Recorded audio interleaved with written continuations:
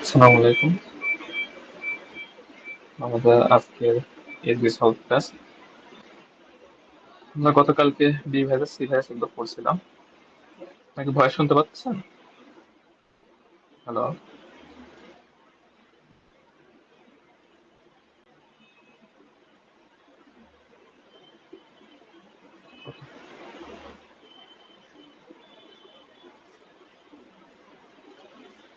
আমাদের first question আমরা গতকালকে বি ভাইরাস এবং ভাইরাসের মাত্রাগুলো ডিসকাস করছি। আজকে বেশিরভাগ কোশ্চেন এই রিলেটেডই।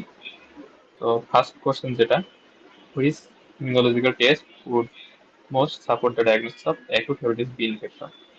মানে কোনটা দেখে আমরা বুঝতে পারবো যে অ্যাকুট হেপাটাইটিস বি ইনফেকশন হয়েছে? অ্যান্সার কি হবে এখানে?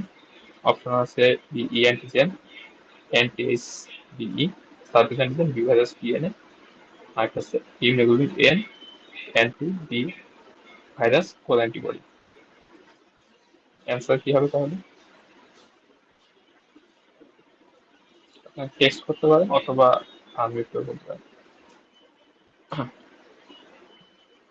ওকে, তাহলে একজন বলছেন অ্যান্টি বিই অ্যান্টিবডি, আরেকজন বলছেন বি সার্ফেস অ্যান্টিজেন। আমরা এখানে বলি প্রশ্নে কি আছে, অ্যাকিউট হেপাটাইটিস বি ইনফেকশন। তাহলে সার্ফেস অ্যান্টিজেন ইন্ডিকেট করে পেশেন্টের অ্যাক্টিভ ইনফেকশন আছে, কিন্তু এটা অ্যাকিউট না ক্রনিক, এটা কি সার্ভিস অ্যান্টিজেন বোঝা যাবে? সার্ভিস অ্যান্টিজেন ক্রনিকও পজিটিভ থাকবে, অ্যাকিউটও পজিটিভ থাকবে। সো সার্ভিস অ্যান্টিজেন দেখে আমরা বুঝতে পারবো না এটা অ্যাকিউট না ক্রনিক। দেন হচ্ছে ই অ্যান্টিজেন। ই অ্যান্টিজেন ইন্ডিকেট করে ভাইরাল রেপ্লিকেশন, কিন্তু এটা কি কোনো অ্যাকিউট কন্ডিশন নাকি ক্রনিক কন্ডিশন? এটা কি ই অ্যান্টিজেনে পাওয়া যাবে? এটা পাওয়া যাবে না। অ্যান্টি হেপাটাইটিস ই অ্যান্টিবডি, এটা ইন্ডিকেট করে কি পেশেন্টের রেপ্লিকেশন এখন হইতেছে না, মানে রিকভার দিকে বলা যায়। তাহলে এটা দিয়ে অ্যাকিউট হেপাটাইটিস বি ইনফেকশন বোঝা যাবে না। B virus DNA, viral replication যদি বেশি হয় তাহলে বি ভাইরাস ডিএনএ বেশি থাকবে। এখন এই ভাইরাল রেপ্লিকেশনটা অ্যাকিউট কেসও হতে পারে, ক্রনিক কেসও হতে পারে। সো এটা দিয়েও আমরা অ্যাকিউট ইনফেকশন বুঝতে পারবো না। অ্যাকিউট ইনফেকশন আমরা বুঝতে পারবো only IgM anti B core antibody দিয়ে। তাহলে এটা ক্রনিক কেসে পাওয়া যাবে না, এটা শুধুমাত্র অ্যাকিউট কেসে পাওয়া যাবে। সার্ফেস অ্যান্টিজেন অ্যাকিউট ক্রনিক দুইটা কেসে পাওয়া যেতে পারে। যদি লেস দেন 6 মান্থ হয় তাহলে অ্যাকিউট, যদি মোর দেন 6 মান্থ হয় তাহলে ক্রনিক। বাকি সবগুলোর ক্ষেত্রে একই কথা। তাহলে অ্যাকিউট ইনফেকশন আমরা বুঝতে পারবো কি দিয়ে? শুধুমাত্র আইজিএম অ্যান্টিবডি দিয়ে। এটা কি বুঝতে পারছেন আপনারা? না বুঝতে পারলে আমরা আবার ডিসকাস করবো। এই কনসেপ্টগুলো ক্লিয়ার হওয়া লাগবে, হ্যাঁ? কারণ এগুলো রেগুলার পরীক্ষায় থাকে। তাহলে অ্যাকিউট ইনফেকশনের জন্য আমাদের বেস্ট টেস্ট হচ্ছে IgM antibody.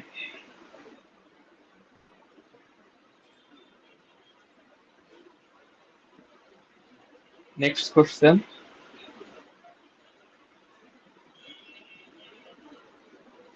Which of the following test results in most sensitive at confirming continued viral replication? Answer কি হবে? ভাইরাল রেপ্লিকেশন কনফার্ম করার জন্য মোস্ট সেন্সিটিভ টেস্ট কি? Okay. তো আমরা গতকাল ডিসকাস করছিলাম যে ভাইরাল রেপ্লিকেশন বা কোনো একটা ইনফেকশন আছে, এটা বোঝা যায় দুইটা মার্কার দিয়ে। একটা হচ্ছে হেপাটাইটিস বি ভাইরাস ই অ্যান্টিজেন দিয়ে, আর একটা হচ্ছে বি ভাইরাস ডিএনএ দিয়ে। তাহলে এই দুইটাই যদি বেশি থাকে, ই অ্যান্টিজেন যদি পজিটিভ থাকে, আর বি ভাইরাস ডিএনএ লেভেল যদি মোর দেন 10⁻⁷ কপিস থাকে, তাহলে ইন্ডিকেট করে পেশেন্টের ভাইরাল রেপ্লিকেশন হয়ে গেছে। এবার এই দুইটার মধ্যে বেশি সেন্সিটিভ কোনটা? তাহলে আমরা গতকাল ডিসকাস করছিলাম pre core mutation. Pre core মিউটেশনের পেশেন্টদের ক্ষেত্রে যদি পেশেন্টের অ্যাক্টিভ রেপ্লিকেশন থাকেও তারপরেও ই অ্যান্টিজেন নেগেটিভ থাকে। কারণ কি? কোর অ্যান্টিজেন থেকে যে পার্টটা ই অ্যান্টিজেন হিসেবে ব্লাডে আসতেছে, প্রি কোর মিউটেশন হলে ই অ্যান্টিজেনটা ব্লাডে আসতে পারে না। তাহলে প্রি কোর মিউটেশনের ক্ষেত্রে অ্যাক্টিভ রেপ্লিকেশন থাকার পরও ই অ্যান্টিজেন নেগেটিভ হতে পারে। তাহলে আমরা অ্যাক্টিভ রেপ্লিকেশন বোঝার জন্য সবচেয়ে মোস্ট সেন্সিটিভ হচ্ছে হেপাটাইটিস বি ভাইরাস ডিএনএ রোগ দেখা।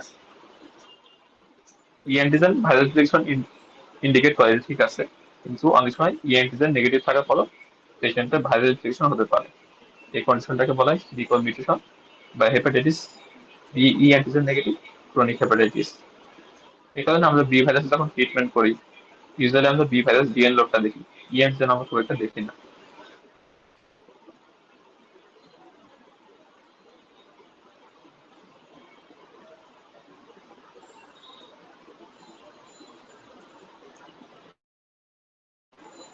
And the next question is on the diagnosis. 45-year-old woman who has been infected with hepatitis B. আগে থেকে একটা হেপাটাইটিস বি ইনফেকশন আছে। 1 year ago from a former partner now presents with jaundice, weight loss and malaise. IgM anti-BC titer was not elevated. তাহলে IgM anti-HBC এটা negative, but IgM anti-delta was raised. IgM anti-delta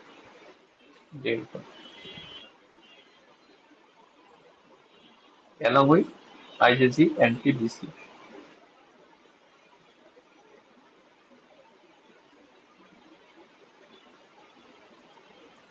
তাহলে এই পেশেন্টের ক্ষেত্রে patient present করছে jaundice, weight loss, malaise নিয়ে। পেশেন্টের core অ্যান্টিবডির মধ্যে আইজিএমটা নেগেটিভ, আইজিটা পজিটিভ। আর পেশেন্ট আগে থেকে হেপাটাইটিস বি ভাইরাসের পেশেন্ট।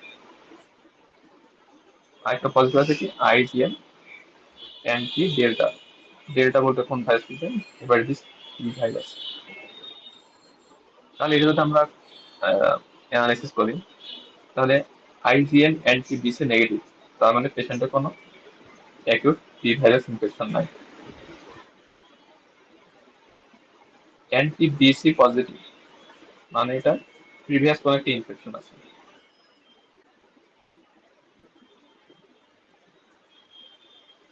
তাহলে পেশেন্টের জন্ডিস হলে কিন্তু অ্যাকিউট বি ভাইরাস ইনফেকশন নাই, মানে তার বি ভাইরাসের অ্যাক্টিভিটি এখন নাই। তাহলে তো জন্ডিসটা হইতেছে কি কারণ? আমরা লাস্ট ক্লাসে ডিসকাস করছিলাম যে বি ভাইরাসের সাথে বি ভাইরাসের খুবই ক্লোজ রিলেশন আছে। বি ভাইরাস নিজে কোনো ডিজিজ করে না, কিন্তু কোনো পেশেন্টের যদি বি ভাইরাস পজিটিভ থাকে তাহলে বি ভাইরাসের সাথে একই সাথে ইনফেকশন করতে পারে, যেটাকে বলা হয় কো ইনফেকশন।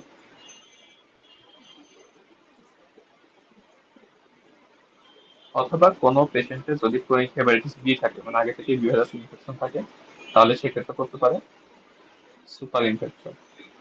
একসাথে করলে বলে কো ইনফেকশন, আর যদি আগে থেকে বি ভাইরাস থাকে এরপর বি ভাইরাস হয় সেটাকে বলে সুপার ইনফেকশন। তাহলে হেপাটাইটিস বি ভাইরাস হয়েছে কিনা এটা আমরা ডায়াগনোস করি কি দিয়ে? আইজিএম অ্যান্টি ডেল্টা বা অ্যান্টি হেপাটাইটিস বি ভাইরাস। তাহলে এই পেশেন্টের ক্ষেত্রে আসলে মাস্ট একটা ডায়াগনোস হেপাটাইটিস বি ভাইরাস, কারণ এখানে আইজিএম অ্যান্টি ডেল্টা পজিটিভ আছে। হেপাটাইটিস বি যে কেন না? কারণ এখানে আইজিএমটা নেগেটিভ, তার মানে পেশেন্টের কোনো অ্যাকিউট বি ভাইরাস ইনফেকশন নাই। তাহলে কোর অ্যান্টিবডিটা কেন পজিটিভ হইতেছে? আমরা বলছিলাম কোনো একটা পেশেন্টের যদি কোনো একবার বি ভাইরাস ইনফেকশন হয় তাহলে তার এই যে বি কোর অ্যান্টিবডি আইজিজি, যেটা আইজিজিটা তার লাইফ টাইম পজিটিভ থাকবে, আইজিএমটা শুধুমাত্র অ্যাকিউটের ক্ষেত্রে পজিটিভ থাকবে। তাহলে এখানে যেহেতু আইজিএমটা নেগেটিভ, সো এই পেশেন্টটা অ্যাকিউট কোনো বি ভাইরাস ইনফেকশন এখন নাই। পেশেন্টের জন্ডিসের মেইন কজ হচ্ছে তাহলে হেপাটাইটিস বি ভাইরাস। তাহলে এটা হচ্ছে একটা hepatitis B virus superinfection, কারণ পেশেন্টটা আগে থেকে বি ভাইরাস পজিটিভ ছিল, নতুন করে বি ভাইরাস দিয়ে ইনফেকশন গেছে।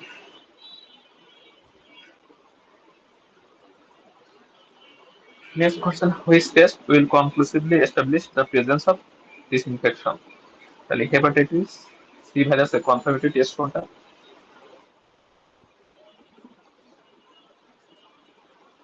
হেপাটাইটিস সি ভাইরাসের কনফার্মেটরি টেস্ট কি কি অপশন আছে? Anti hepatitis C virus, ELISA, B virus DNAs, C virus RNA, IgM anti hepatitis C virus. তাহলে এরকম সহজ একটা কোশ্চেন। আমরা লাস্ট ক্লাসে বলেছিলাম যে হেপাটাইটিস সি ভাইরাসের ক্ষেত্রে স্ক্রিনিং টেস্ট হচ্ছে anti hepatitis C virus antibody. আর কনফার্মেটরি হচ্ছে সি ভাইরাস আর এন। তাহলে যদি বলে কনফার্মেটরি বা কনক্লুসিভ টেস্ট, তাহলে অ্যান্সার হবে হচ্ছে সি ভাইরাস আর এন। আর যদি বলে স্ক্রিনিং টেস্ট, তাহলে সেক্ষেত্রে আমাদের অ্যান্সার হবে anti hepatitis C virus antibody.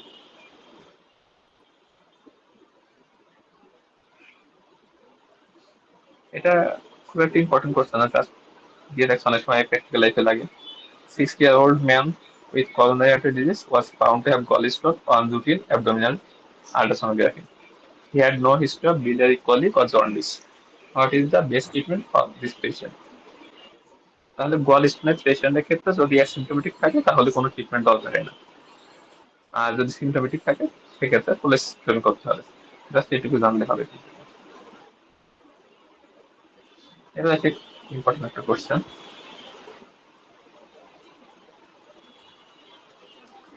তাহলে এখানে জানতে চাওয়া হচ্ছে what is the most likely diagnosis. Patient হচ্ছে 56-year-old Richard primary school teacher, 5 month history of pruritus and lethargy. She had a past medical history of Hashimoto's thyroiditis. On examination, she was jaundice, palpable liver, and just palpable spleen. Patient's history আছে drinking 2 units of alcohol per day, 24 hours after admission. She had hematemesis and her hemoglobin count dropped to 88 grams per liter. Upper GI endoscopy revealed esophageal varices, anti-mitochondrial antibodies are positive. তাহলে পেশেন্টের কি কি পাওয়া গেল? 56-year-old, পেশেন্টের main symptom হচ্ছে pruritus and lethargy। তাতে হাসিমুখে থাইরয়েডিস আছে, জন্ডিস আছে, কাপসার ইসোফেজিয়াল ভ্যারিসিয়াল ব্লিডিং আছে। আর টেস্ট করে কি পাওয়া গেছে? AMA positive. ডায়াগনোসিস, হ্যাঁ একজন অ্যান্সার করছেন পিডিসি। এটা হচ্ছে ডায়াগনোসিস। তাহলে কোনো পেশেন্টের জন্ডিস পেশেন্ট যদি এএমএ পজিটিভ থাকে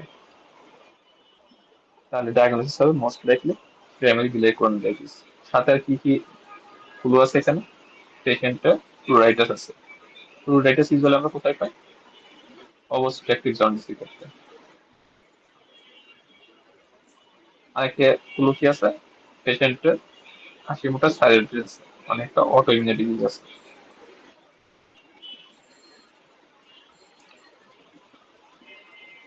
আর পেশেন্টের ইসোফেজিয়াল ভেসেল ব্লিডিং হওয়ার কারণ কি?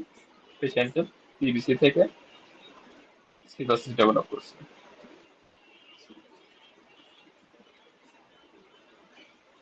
Cirrhosis with portal hypertension. Cirrhosis with portal হাইপারটেনশনের কমপ্লিকেশন হিসেবে পেশেন্টের ইসোফেজিয়াল ভেসেল ব্লিডিং হয়েছে। হ্যাঁ, ফিমেল একটা ইম্পর্টেন্ট ক্লু। তাহলে কোনো পেশেন্টের যদি এরকম অবস্ট্রাকটিভ জন্ডিসের হিস্ট্রি থাকে, সাথে অটো ইমিউন ডিজিজ থাকে, অটো ইমিউন ডিজিজ এর সাথে এএমএ পজিটিভ, তাহলে ডায়াগনোসিস হবে প্রাইমারি biliary cholangitis। এই পেশেন্টের ক্ষেত্রে আমরা অ্যান্টিবডি কি পাইতে পারি? অ্যান্টিমাইটোকন্ড্রিয়াল অ্যান্টিবডি বাদে আরেকটা ইমিউনোগ্লোবিন পাওয়া যায়। এখানে কোন ইমিউনোগ্লোবিন পাওয়া যায়? এটা পরীক্ষা আছে। তাহলে পিবিসি এর ক্ষেত্রে আমরা ইমিউনোগ্লোবিন কোনটা পাবো পজিটিভ?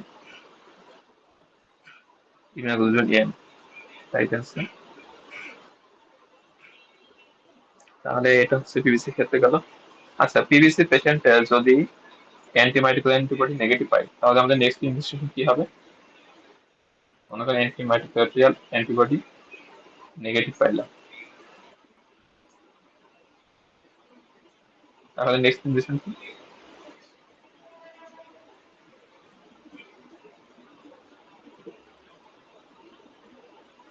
তাহলে আমাদের হচ্ছে পিবিসি ক্ষেত্রে ইনভেস্টিগেশন চয়েস হচ্ছে অ্যান্টিমাইটোকন্ড্রিয়াল অ্যান্টিবডি। কোনো পেশেন্ট যদি এএমএ নেগেটিভ পাওয়া যায় তাহলে আমাদের নেক্সট ইনভেস্টিগেশন হবে হচ্ছে লিভার বায়োপসি। ইউজুয়ালি সিবিসি পেশেন্টের লিভার বায়োপসি দরকার হয় না, কারণ এএমএ টা মোর দেন 95% ক্ষেত্রে পজিটিভ থাকে। কিন্তু কোনো পেশেন্টের যদি এরপরও এএমএ নেগেটিভ পাই, তাহলে আমরা ইনজেকশন করবো লিভার বায়োপসি। এটা হচ্ছে পরীক্ষার জন্য। আর প্র্যাকটিক্যাল লাইফে এর বাইরে আর কি ইনজেকশন করতে হবে, এমআরসিপি করতে হবে two exclude PSC. And primary sclerosing cholangitis এর clinical features almost primary biliary cholangitis এর মতোই। সো কোনো পেশেন্ট যদি আমরা এএমএ নেগেটিভ পাই, তাহলে আমরা লিভার বায়োপসি করবো, আর একটা হচ্ছে কোলানজিওগ্রাম করবো two exclude PSC.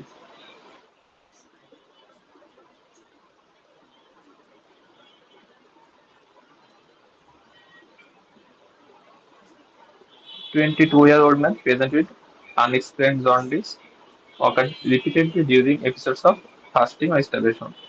The diagnosis কি? Young patient, repeated jaundice হইতেছে during starvation.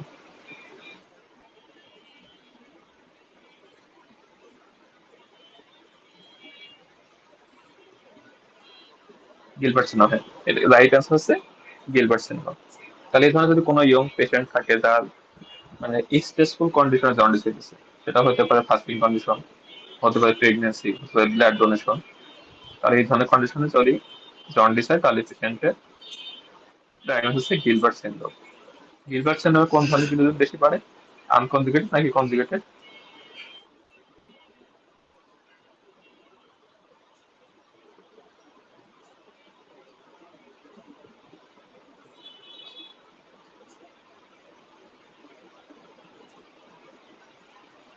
আনকনজুগেটেড বিনোদন বেশি বাড়ে।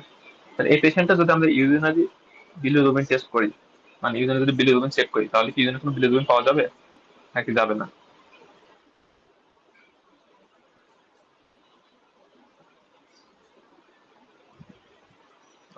তাহলে আমরা ফার্স্ট ক্লাসে পড়ছিলাম বিলিরুবিন আমরা পাই দুই ধরনের, একটা হচ্ছে আনকনজুগেটেড বিলিরুবিন, আর একটা হচ্ছে কনজুগেটেড বিলিরুবিন। এর মধ্যে আনকনজুগেটেড বিলিরুবিন যেটা, সেটা হচ্ছে ইউজেনে অ্যাপিয়ার করে না। কনজুগেটেড বিলিরুবিনটা আমরা ইউজেনে পাবো। তাহলে গিলবার্ট সিনড্রোমে যেহেতু আনকনজুগেটেড বিলিরুবিনটা বেশি বাড়ে, এই কারণে এখানে ইউজেনে আমরা কোনো বিলিরুবিন পাবো না। গিলবার্ট সিনড্রোমে একটা এনজাইম ডেফিসিয়েন্সি থাকে, যেটা এখানে ডিস হয়। এনজাইমটার নাম কি?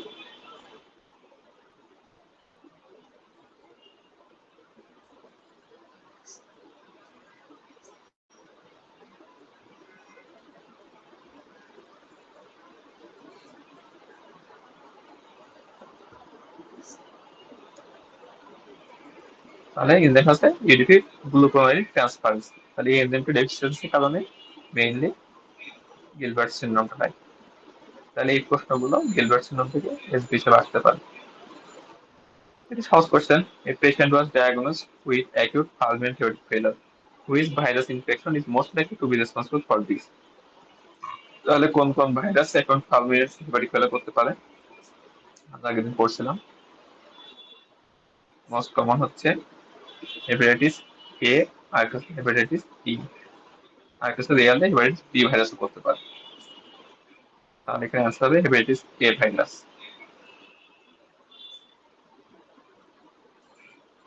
এটা একটা ইম্পর্টেন্ট কোশ্চেন পরীক্ষা আসার মতো। তাহলে এখানে ডায়াগনোসিস জানতে চাওয়া হয়েছে। 36-year-old nurse with 15-year history of ulcerative colitis developed abnormal liver function test, ALT 154, ALP 354, bilirubin বেশি আছে, anti neutrophil cytoplasmic antibody test positive, আর anti mitochondrial antibody test negative. তাহলে ডায়াগনোসিস কি? পেশেন্টটা আলসারেটিভ কোলাইটিস আছে, এএলটি হচ্ছে mildly বাড়ছে, আর এএলপিটা বাড়ছে অনেক বেশি। তাতে হচ্ছে ANCA positive anti mitochondrial antibody.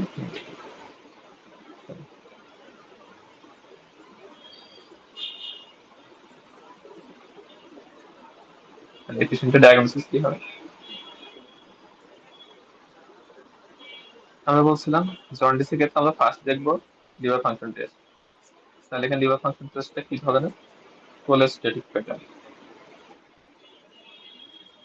মানে এএলপি যদি বেশি থাকে আর এএলপি যদি মাইল্ডাইজ থাকে, তাহলে কোলেস্টেটিক প্যাটার্ন জন্ডিসের ক্ষেত্রে আমাদের এখানে দেখি কি আছে, ক্রনিক অ্যাক্টিভ হেপাটাইটিস, এটা হচ্ছে হেপাটাইটিক প্যাটার্ন, তাহলে এখানে এএলটিএসটি বেশি থাকতো। গোয়ালিস্টনের ক্ষেত্রে জন্ডিস আনলাইকলি। মেসেলামাইন হেপাটাইটিসের ক্ষেত্রে এএলটিএসটি তো বেশি হওয়ার কথা ছিল, এএলপিটা মাইল্ডাইজ হওয়ার কথা ছিল। তাহলে এখানে ডিফারেন্সিয়াল আছে দুইটা, একটা পিবিসি আর একটা পিএসসি। হ্যাঁ, রাইট অ্যান্সার হচ্ছে পিএসসি। কেন? আমরা বললাম কি পিবিসির ক্ষেত্রে এএমএ টা পজিটিভ থাকে, তাহলে একটা ক্লোজ এখানে এএমএ নেগেটিভ আছে। সব থেকে ইম্পর্টেন্ট ক্লোজ হচ্ছে আলসাইটিক কোলাইটিস। আলসাইটিক কোলাইটিস পেশেন্টের যদি এএলপি বেশি পাওয়া যায়, তাহলে diagnosis primary sclerosis colitis. Practical লাইফে অনেক কিছু হতে পারে অস্টিও জন্ডিসের পর, কিন্তু পরীক্ষা হলে আমরা যদি এরকম কোনো পেশেন্ট পাই আলসাইটিক কোলাইটিস আছে অথবা ব্ল্যাক ডায়রিয়া আছে, এর সাথে এএলপি বেশি অথবা জন্ডিস আছে, তাহলে ডায়াগনোস হবে প্রাইমারি স্ক্লেরোসিস কোলাইটিস।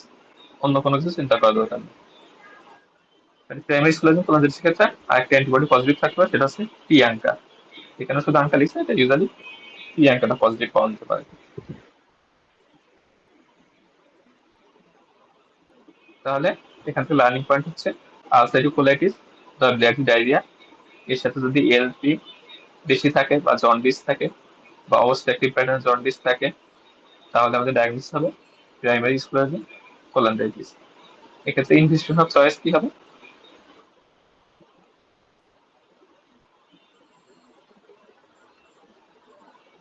টিবিসির ক্ষেত্রে আমাদের ইনভেস্টিগেশন অফ চয়েস ছিল হচ্ছে অ্যান্টিমাইটোকন্ড্রিয়াল অ্যান্টিবডি। পিএসসি ক্ষেত্রে ইনভেস্টিগেশন অফ চয়েস কি হবে? পিএসসি থেকে দুইটা প্রশ্ন আসতে পারে, একটা হচ্ছে ইনভেস্টিগেশন অফ চয়েস, দেন হচ্ছে ট্রিটমেন্ট অফ চয়েস, আর একটা হচ্ছে কমপ্লিকেশন।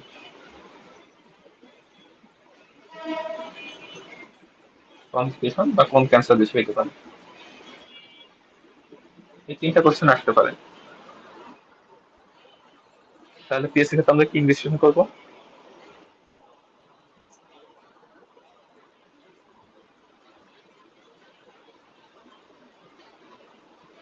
ওকে, পিএসসি ক্ষেত্রে আমাদের ইনভেস্টিগেশন অফ চয়েস হবে MRCP, magnetic resonance কোলাঞ্জিওপ্যানক্রিওগ্রাফি।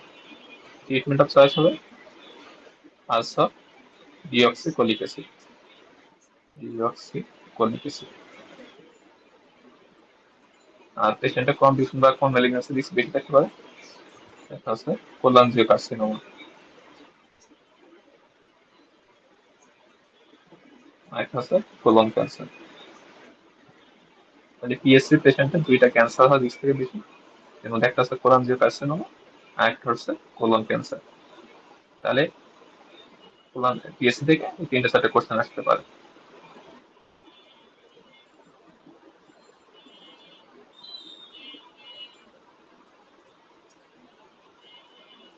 Next question,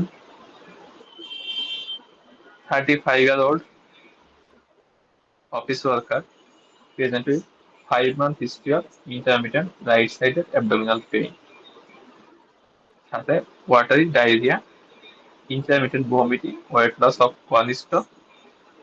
On examination, she had flabbing of the disease, right-sided tenderness, left examination was unremarkable. Hemoglobin was 11.1 gram per deciliter, CRP 15. তাহলে হচ্ছে most diagnosis কি এখানে? তাহলে পেশেন্টে কি কি আছে? 35 year old, অ্যাবডোমিনাল পেইন আছে, watery diarrhoea,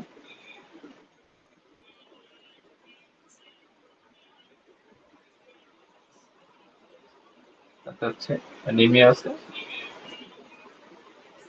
weight loss আছে, আর আছে রাইট সাইডের টেন্ডারনেস।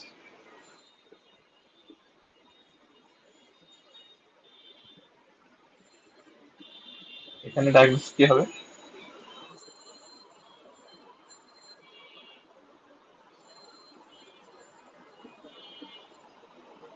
এনিওয়ান? আমরা অপশনগুলো দেখি। ফার্স্ট হচ্ছে ইরিটেবল বাউল সিনড্রোম। আমরা আইবিএস এর সময় আমরা ডিসকাস করছিলাম যে কোনো পেশেন্ট যদি অ্যানিমিয়া থাকে বা ওয়েট লস থাকে, তাহলে এই ধরনের পেশেন্টের ক্ষেত্রে আইবিএস বলা যাবে না। আইবিএস এর ক্ষেত্রে কোনো রিস্ক ফ্যাক্টর বা কোনো এই ধরনের কিছু থাকবে না। এবার sub acute appendicitis. Appendicitis usually watery diarrhoea নিয়ে প্রেজেন্ট করে না। আলসাইটিক কোলাইটিসের ক্ষেত্রে আমরা ব্লাডি ডায়রিয়া পাই ইউজুয়ালি। অ্যানাদার ইম্পর্টেন্ট ক্লু হচ্ছে পেশেন্টের রেক্টাল এক্সামিনেশন আর্ম দিবা কেউ, মানে রেকটাম কি ইনভলভমেন্ট করে না। যে আলসাইটিক কোলাইটিস অলমোস্ট অলওয়েজ রেকটাম কি ইনভলভমেন্ট করবে। তাহলে বাদ থাকছে দুইটা, লার্জ বাউল ক্রনিক ডিজিজ, স্মল বাউল ক্রনিক ডিজিজ। হ্যাঁ, রাইট অ্যান্সার আছে স্মল বাউল ক্রনিক ডিজিজ। কেন? স্মল বাউল ক্রনিক ডিজিজের ক্ষেত্রে বা স্মল বাউলের কোনো প্যাথোলজি হলে ইউজুয়ালি আমরা পেশেন্টের ফিচারগুলো পাবো রাইট সাইডে। আর লার্জ বাউল ক্রনিকের ক্ষেত্রে বা লার্জ বাউল যদি ইনভলভ করে আমরা পেশেন্টের ফিচারগুলো পাবো ইউজুয়ালি লেফট সাইডে। তাহলে পেশেন্টের যেহেতু রাইট সাইডে অ্যাবডোমিনাল পেইন আছে, রাইট সাইডে টেন্ডারনেস আছে, তাহলে মোস্ট লাইক ডায়াগনোসিস রাইট সাইডে এই সরি স্মল বাউল ক্রনিক ডিজিজ।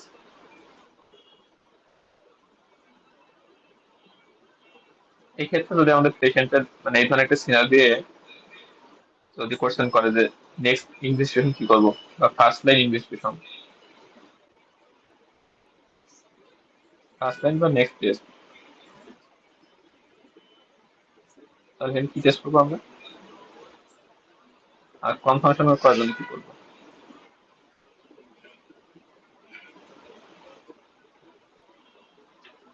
তাহলে এই ধরনের আমরা যদি ক্রান্সের পেশেন্ট পাই একটা বা আলসাইটিক কোলাইটিস যেটাই হোক, তাহলে আমাদের ফার্স্ট ইনভেস্টিগেশন হচ্ছে ফিকাল ক্যালপ্রোটেক্টিন। আর কনফার্ম করার জন্য কি করবো, আইডিও colonoscopy with biopsy.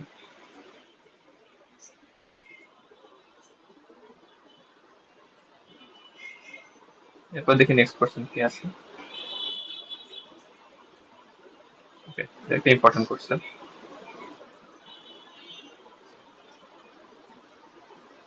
23-year-old woman develops severe watery diarrhea 10 days after receiving both a quinolone and a cephalosporin.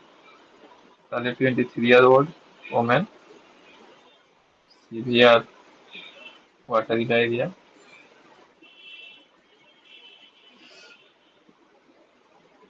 পেশেন্টে কি আছে, হিস্ট্রি অফ অ্যান্টিবায়োটিক। পেশেন্টের টেম্পারেচার বেশি আছে, পালস বেশি, she was thirsty. On examination, there was widespread non-specific abdominal tenderness. Then X-ray revealed gas throughout a non-dilated left side colon. Proctoscopy revealed an inflamed rectum. Stool culture and histology were awaited. She was given intravenous fluid but still tachycardic and unwell. তাহলে একটা diagnosis কি হবে, একটা patient antibiotic পাওয়ার পরে severe watery diarrhoea develop করছে। দুইটা broad spectrum antibiotic পাইছে, একটা হচ্ছে থার্জনের সুপ্রাসিন পাইছে, আর একটা হচ্ছে ক্লোরোকুইনোল। হ্যাঁ, তাহলে এক্ষেত্রে রাইট অ্যান্সার হচ্ছে ক্লোস্ট্রিডিয়াম ডিফিসিট। আর treatment of choice start vancomycin. Right answer দুইটাই। ভ্যানকোয়েসিনকে আমরা ওরালি দিব না আইভি দিব এই ক্ষেত্রে?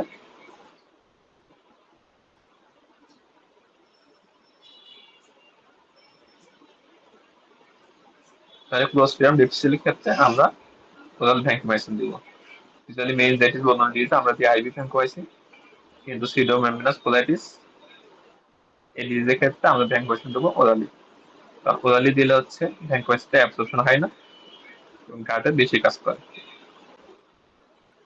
তাহলে এফসিপিএস এইটুকু একটা এমার্জেন্সি আর একটা কোশ্চেন আসে, যদি কোনো পেশেন্টের ভ্যানকোয়েসিনের রেসপন্স না করে তাহলে আমাদের সেকেন্ড লাইন দেওয়া কোনটা হবে।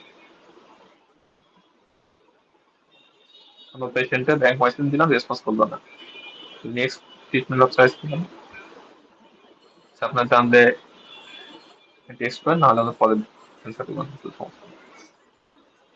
সরি, জেন্টামাইসিন না, ভ্যানকোমাইসিন যদি রেসপন্স না করে তাহলে একটা ড্রাগ ইউজ করে, সেটা হচ্ছে ফিডোক্সামাইসিন। দেখে নিও। ফার্স্ট লাইন ট্রিটমেন্ট হচ্ছে ওরাল ভ্যানকোমাইসিন, সেকেন্ড লাইন হচ্ছে ওরাল ফিডোক্সামাইসিন। দেন হচ্ছে সেটা ডিসকাস করার দরকার নেই। 18-year-old media studies student was admitted to hospital at the end of first week of his university course with severe epigastric pain. তাহলে পেশেন্টের main complain হচ্ছে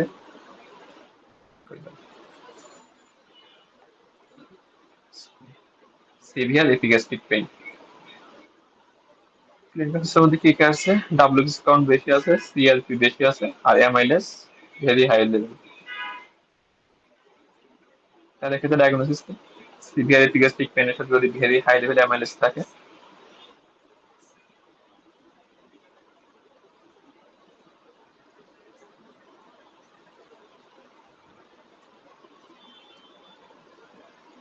তাহলে পেশেন্টের ডায়াগনোসিস হচ্ছে অ্যাকিউট প্যানক্রিয়াটাইটিস। এখন এরকম একটা কোশ্চেন আমরা লাস্ট ডিসকাস করছিলাম, which one of the following factors will his prognosis depend on. তাহলে অ্যাকিউট প্যানক্রিয়াটাইটিসের প্রগনোস্টিক স্কোরিং মধ্যে একটা আছে গ্লাসগো স্কোর। তাহলে এই স্কোরিং সিস্টেম মধ্যে আমরা কি কি দেখি? হ্যাঁ, রাইট অ্যান্সার সেই। তাহলে আমরা এই স্কোরিং এর মধ্যে আমরা প্যানক্রিয়াস নেমোনিক মনে রাখতে পারি, এটা আমরা আগের দিন ডিসকাস করছিলাম, যেহেতু ইম্পর্টেন্ট আমরা আজকে আবার ডিসকাস করবো। প্যানক্রিয়াস। পিতে কি দেখে আমরা? পার্শিয়াল প্রেসার অফ অক্সিজেন যদি লেস দেন 8 কিলো প্যাসকেল থাকে। এটা হচ্ছে এজ যদি মোর দ্যান 55 ইয়ার্স হয়। এন হচ্ছে নিউট্রোফিল বা ডাব্লিউবিসি কাউন্ট যদি মোর দ্যান 15 কে পার কিউবিক মিলিমিটার থাকে। সিটা হচ্ছে ক্যালসিয়াম লেস দেন 2 মিলিমোল/লিটার। আর হচ্ছে রেনাল ফাংশন, এখানে আমরা দেখেছি ব্লাড ইউরিয়া নাইট্রেট যদি মোর দ্যান 16 মিলিমোল/লিটার থাকে। এটা হচ্ছে এনজাইম, তাহলে আমরা দেখি দুইটা এনজাইম, একটা হচ্ছে এলডিএইচ যদি মোর দ্যান 600 ইউনিট/লিটার থাকে, 600, অথবা এআরটি মোর দ্যান 200। আর একটা এস হচ্ছে albumin less than 32 গ্রাম/লিটার।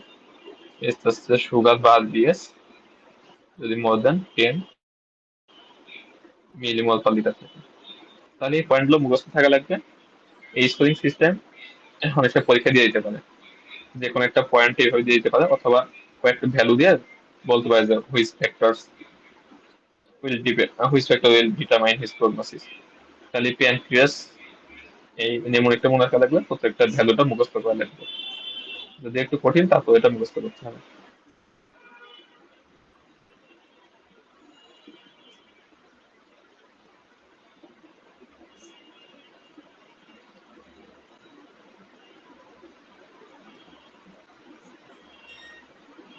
And a question process 58-year-old company director has a complaint of 6 month history of central abdominal pain accompanied by 5 kg weight loss.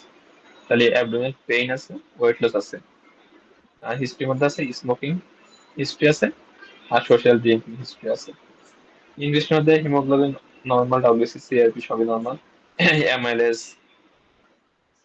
কম আছে normal থেকে, albumin normal. Endoscopic retrograde by ESCP shows calcification on the control field and irregularity of pancreatic side veins. তাহলে এই পেশেন্টের diagnosis কি? Abdominal pain আছে, সাথে weight loss,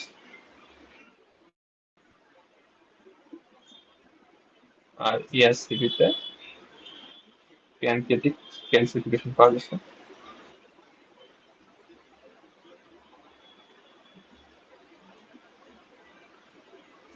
আর হচ্ছে irregular pancreatic ডাক।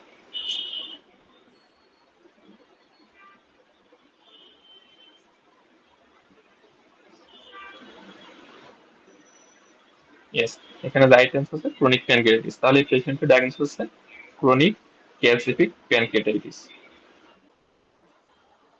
এখানে একটা জিনিস একটু জেনে রাখবেন, ক্যালসিফিক প্যানক্রিয়াটিস ইউজুয়ালি খুব বেশি কমন না, কিন্তু মানে আমাদের দেশে সাউথ ইস্ট এশিয়া এই কান্ট্রি গুলাতে ক্যালসিফিক প্যানক্রিয়াটিস বেশ কমন।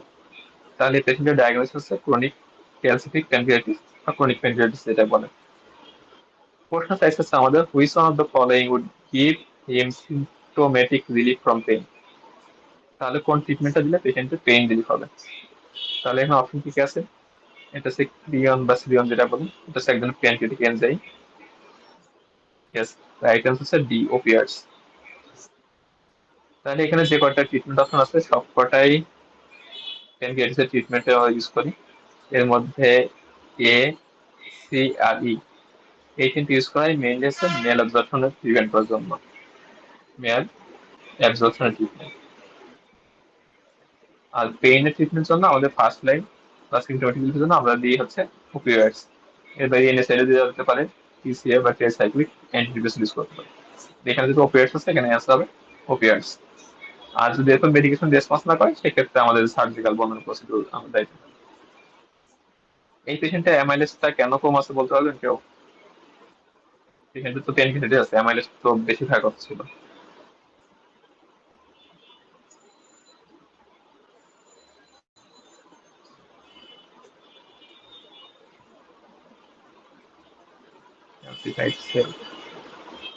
কাছাকাছি অ্যান্সার। তাহলে প্যানক্রিয়াটাইটিস, ক্রনিক প্যানক্রিয়াটাইটিস পেশেন্টে কি হয়? পেশেন্টের সেলগুলো তো ডিস্ট্রাকশন হয়ে যাইতেছে, যেগুলা ইনফ্লামেশন হওয়ার ফলে সেলগুলো আস্তে আস্তে ডিস্ট্রাকশন হয়ে যাচ্ছে। তাহলে অ্যামাইলেসটা কি? অ্যামাইলেসটা একটা এনজাইম। তাহলে আমরা বলছিলাম প্যানক্রিয়াস থেকে তিন ধরনের এনজাইম আছে, অ্যামাইলেজ, লাইপেজ, আর একটা হচ্ছে ট্রিপসিন, নেভেজ বা ট্রিপসিন আর কি। তাহলে সেলগুলো যখন ডিস্ট্রাকশন হবে তাহলে সেলগুলোকে অ্যামাইলেজ রিলিজ করতে পারবে? সেলগুলোতে অ্যামাইলেজ রিলিজ করতে পারবে না, কারণ তার এক্সোজেন ফাংশন আস্তে আস্তে নষ্ট হয়ে যাচ্ছে। যে কারণে ক্রনিক প্যানক্রিয়াটিস পেশেন্টদের ক্ষেত্রে অ্যামাইলেজ, লাইপেজ এগুলো ইউজুয়ালি কম পাওয়া যায় নর্মালের থেকে, কারণ ওর সেলই নাই, সেলগুলো ডিস্ট্রাকশন হয়ে গেছে এবং রিলিজ করতে পারতেছে না। এরপরে আসি next question, what is the most appropriate first line English tuition if coeliac disease suspected? তাহলে এই ধরনের কোশ্চেন যদি আপনি পরীক্ষায় পান তাহলে সিনারিও পড়ার দরকার হয় না, কোশ্চেনের মধ্যে সিনারিও পুরোটাই চলে আসে। তাহলে first line English of coeliac disease কি হবে ক্ষেত্রে অ্যান্সার? অ্যান্টি এন্ট্রোসাইট অ্যান্টিবডিজ আছে, anti gluten antibodies, anti reticular. Yes, right answer আছে অ্যান্টি টিস্যু ট্রান্সগ্লুটামাইনেজ অ্যান্টিবডি। পেশেন্টটা আমরা তাতে একটু সিনারিটা পড়ি। 29-year-old woman referred for a 6 month stop for chronic fatigue, intermittent diarrhea, and weight loss. She has also recently developed a pruritic rash on her elbow. তার এই র্যাশটার diagnosis কি? কি কারণে র্যাশ হয়েছে? পেশেন্টের হিমোগ্লোবিন 91, কম আছে, মিন কার্পোস্কুলার ভলিউম কম, 75 সেন্টিলিটার। আন্ডারস্ট্যান্ডিং তেমন important কিছু না। তাহলে এখান থেকে আমাদের দুইটা লার্নিং পয়েন্ট আছে, একটা যে সিলেক্টিভ সাথে অ্যাসিড স্কিন র্যাশ আছে, এটা ডায়াগনোসিস কি? আর হচ্ছে এমসিভি এবং হিমোগ্লোবিন দুইটাই কম, এটা কেন কম হয়েছে?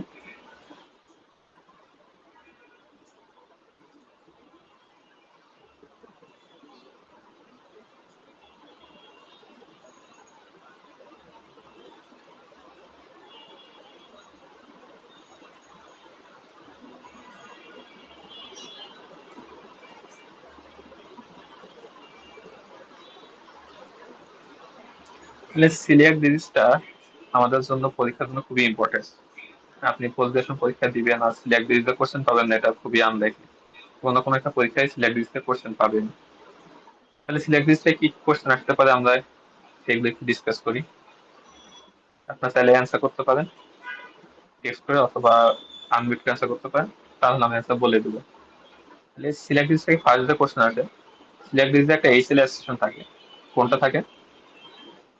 কত কত নাম্বার এইচএল অ্যাসোসিয়েশন থাকে, এটা একটা কোশ্চেন। সেকেন্ড কোশ্চেন হচ্ছে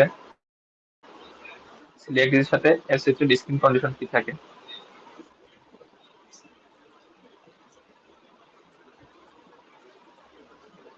থার্ড কোশ্চেন হচ্ছে সিলিয়াক ডিজিজের ক্ষেত্রে কোন ধরনের অ্যানিমিয়াটা বেশি কমন? ইবিএফ করলে কি ফাইন্ডিংস পাবো? ইনিশিয়াল ইনভেস্টিগেশন টিম, কনফার্মেটরি বা গোল্ড স্ট্যান্ডার্ড ইনভেস্টিগেশন,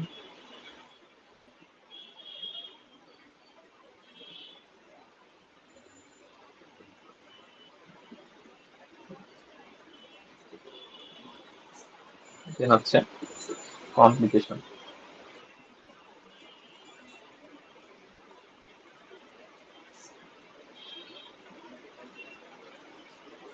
এটা হচ্ছে treatment of choice.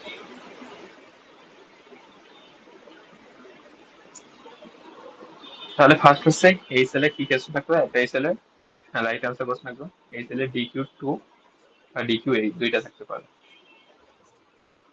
R skin কন্ডিশনের সেট থাকে কোনটা সিলেক্টিভের সাথে? Dermatitis herpetiformis, right answer. সিলেক্টিভের ক্ষেত্রে কোন ধরনের অ্যানিমিয়া বেশি কমন? ম্যাক্রোসাইটিক নাকি মাইক্রোসাইটিক অ্যানিডেশনস অ্যানিমিয়া, অ্যানিমিয়া ডিজিজ? তাহলে এই ক্ষেত্রে আমাদের কমন হচ্ছে আয়রন ডেফিসিয়েন্সি অ্যানিমিয়া। ইভিএফ করলে 3টা ফাইন্ডিংস পাওয়া যায়, লাস্টে একবার পরীক্ষা আসছে। একটা হচ্ছে টার্গেট সেল, স্পেরোসাইট পাওয়া যেতে পারে, আর একটা বডি পাওয়া যায়। কি বডি?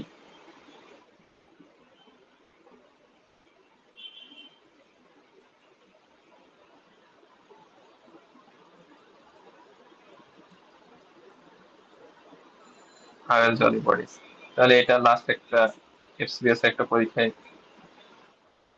কোশ্চেন আসছিল এসবিসি। তাহলে এই সেলগুলো সবই হচ্ছে RBC, abnormal RBC. Abnormal size হতে পারে, অ্যাবনর্মাল শেপ হতে পারে, অথবা অ্যাবনর্মাল ইনক্লুশন বডি থাকতে পারে।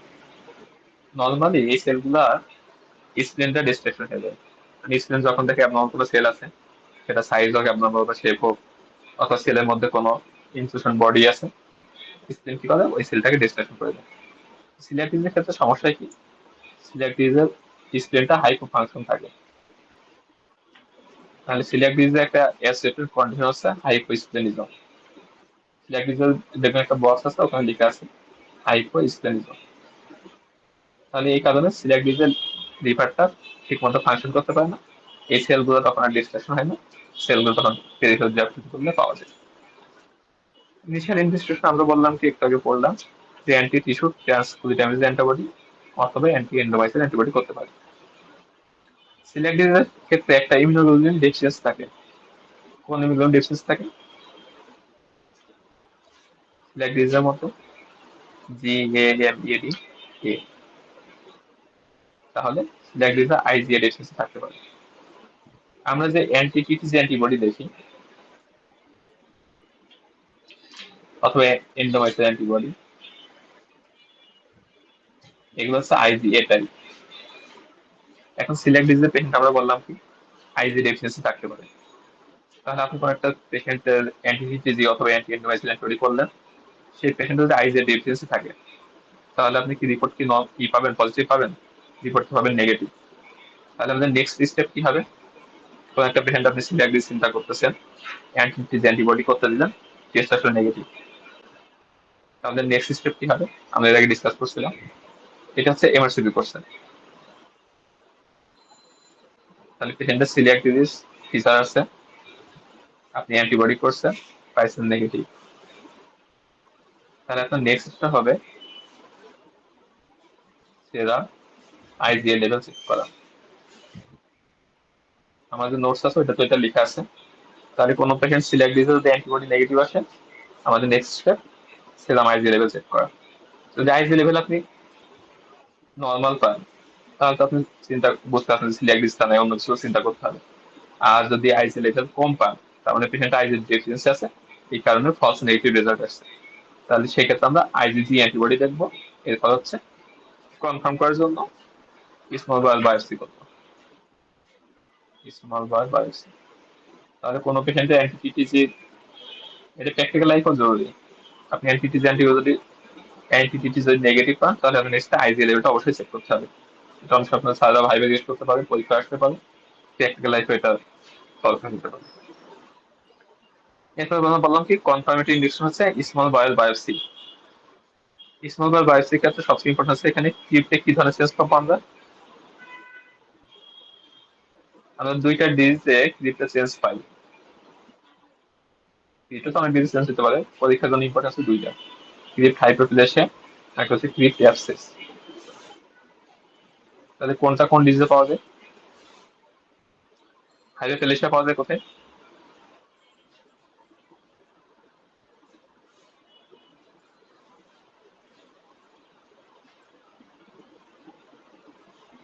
তাহলে ক্রিপ্ট হাইপোপ্লাসিয়া আমরা পাবো সিলিয়াক ডিজিজে।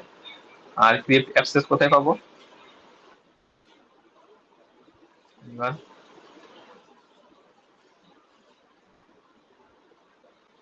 তাহলে ক্রিপ্ট অ্যাবসেসটা পাওয়া যাচ্ছে আলসারেটিভ কোলাইটিসে। এটা অবশ্যই মনে রাখতে হবে। হ্যাঁ, রাইট আনসার, সিলিয়াক ডিজিজ আর আলসারেটিভ কোলাইটিস। এরপর এখান থেকে কোশ্চেন আসতে পারে হচ্ছে কমপ্লিকেশন। ট্রিটমেন্ট অফ চয়েস আমরা সবাই জানি, গ্লুটেন ফ্রি ডায়েট দিব। সিলিয়াক ডিজিজের ক্ষেত্রে তিনটা ক্যান্সার থাকে, এটা অ্যাসিড হিসেবে থাকতে পারে অথবা কমপ্লিকেশন হিসেবে আসতে পারে।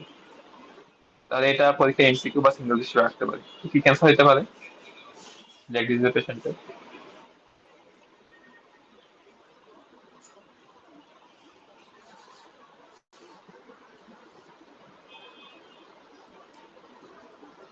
লিম্ফোমা একটা, right answer.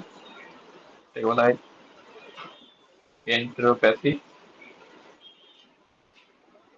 Associated T cell lymphoma.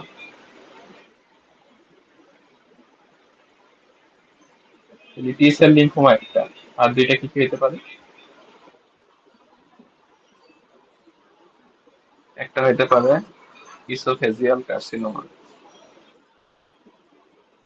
কোন টাইপের? স্কোমার সেল। একটা হতে পারে স্মল বাওয়েল কার্সিনোমা। তাহলে এই তিনটা ম্যালিগনেন্সি সিলিয়াক ডিজিজের সাথে অ্যাসোসিয়েটেড থাকতে পারে অথবা কমপ্লিকেশন হিসেবে ডেভেলপ করতে পারে। এর বাইরে আরো দুইটা কমপ্লিকেশন হতে পারে, একটা হচ্ছে অস্টিওপোরোসিস, আর একটা হচ্ছে আলসারেটিভ জেজুনাইলাইটিস। মানে পরীক্ষা অনেক সময় এমসিকিউ আসতে পারে, হঠাৎ the complications of coeliac disease, অথবা কোশ্চেন আসতে পারে হঠাৎ the cancer associated with coeliac disease or develops as a complication of coeliac disease. তাহলে কি cancer? Squamous type of oesophageal carcinoma, small bowel carcinoma, আর enteropathy associated T cell lymphoma. তাহলে এই তিনটা ম্যালিগনেন্সি সিলিয়াক ডিজিজের পেশেন্টও হতে পারে। এর বাইরে পরীক্ষা কিছু লাগে না, তবে একটা জিনিস আপনার জেনে রাখতে হবে, এটা প্র্যাকটিক্যাল লাইফে লাগতে পারে। কোন একটা পেশেন্টের সিলিয়াক ডিজিজ ডায়াগনোসিস করলেন, এরপর পেশেন্টের গ্লুটেন ফ্রি ডায়েট খাইতেছে, রেসপন্স করতেছে না, তাহলে সবার আগে চেক করতে হবে পেশেন্টের ডায়েটটা ঠিক মতো হইতেছে কিনা। অনেক সময় পেশেন্ট বুঝতে পারে না, দেখা যাচ্ছে এখান থেকে মানে কোনো না কোনো ভাবে ভুলবশত গ্লুটেন কন্টেন্ট ডায়েট খেয়ে ফেলতেছে। যদি কোনো patient strictly gluten free diet মানে মেনটেন করে, এরপরে যদি রেসপন্স না করে, তাহলে যে কমপ্লিকেশন গুলো আমরা বললাম, এই কমপ্লিকেশন গুলো চিন্তা করতে হবে।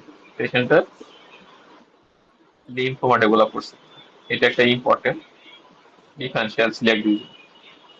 তাহলে সিলিয়াক ডিজিজের পেশেন্টের যদি কমপ্লিকেশন হিসেবে বা কন্ডিশন হিসেবে লিম্ফোমা থাকে, টি সেল লিম্ফোমা, তাহলে এই পেশেন্ট গুলো গ্লুটেন ফ্রি ডায়েটে অনেকটা রেসপন্স করে। তাহলে সেক্ষেত্রে কি করতে হবে? আবার এন্ডোস্কোপিক বায়োপসি রিপিট করতে হবে। এন্ডোস্কোপি বায়োপসি নর্মালি আমরা কোনো সিলিয়াক ডিজিজ পেশেন্টের ক্ষেত্রে ইউজুয়ালি মানে প্রথমে ডায়াগনোসিস কনফার্ম করার পর যখন আমরা ট্রিটমেন্ট করি, এরপরে আমরা হচ্ছে যে বাই এন্ডোস্কোপি করি না ইউজুয়ালি, মানে মনিটরের ক্ষেত্রে এন্ডোস্কোপি ইউজুয়ালি ব্যবহার করা হয় না। তবে কোনো পেশেন্ট যদি রেসপন্স না করে, স্ট্রিট গ্লুটেন ফ্রি ডায়েট খাইতেছে, এরপর রেসপন্স করতেছে না, তাহলে সেক্ষেত্রে আমাদের একটা ডিফারেন্সিয়াল আসবে লিম্ফোমা, এবং সেই ক্ষেত্রে আমরা এন্ডোস্কোপিটা রিপিট করবো। এটা হচ্ছে প্র্যাকটিক্যাল লাইফের লার্নিং।